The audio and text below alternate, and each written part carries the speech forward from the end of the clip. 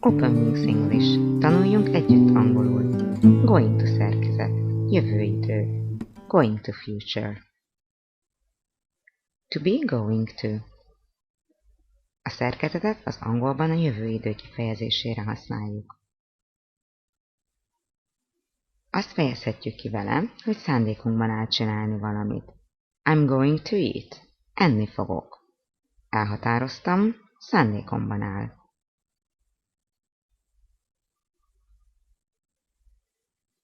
Akkor is használhatjuk, ha minden jel arra mutat, hogy valami meg fog történni. It's going to rain. Esni fog. Nagyon felhős az ég, már lóg az esőlába. Listen and repeat. Hallgasd és ismételd. I'm going to ride a bike. Biciklizni fogok.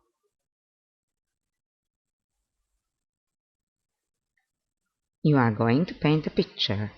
Festeni fogsz egy képet. She's going to get up. Fel fog kelni. He's going to have breakfast. Reggelizni fog. It's going to rain.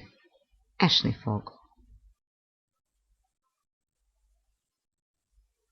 We are going to wait for the bus. Várni fogunk a buszra. They are going to fight. Harcolni fognak. Negatív. Tagadások. I'm not going to answer the phone. Nem fogom felvenni a telefont. You're not going to sleep. Nem fogsz aludni. He's not going to drink tea. Nem fog teát inni. She's not going to use a dishwasher. Nem fog mosogatógépet használni. It's not going to be late. Nem fog elkésni. We're not going to have dinner. Nem fogunk vacsorázni. They are not going to speak. Nem fognak beszélni. Questions.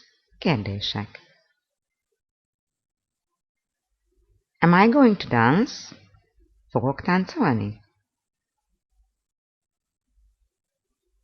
Are you going to make lunch?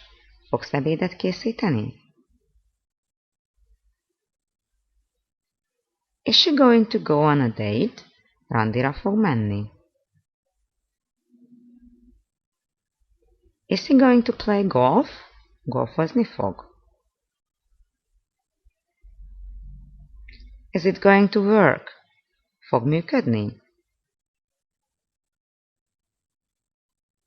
Are we going to watch a film? Filmet fogunk nézni? Are they going to study? Tanulni fognak? Tanulj velünk! www.openwingsenglish.com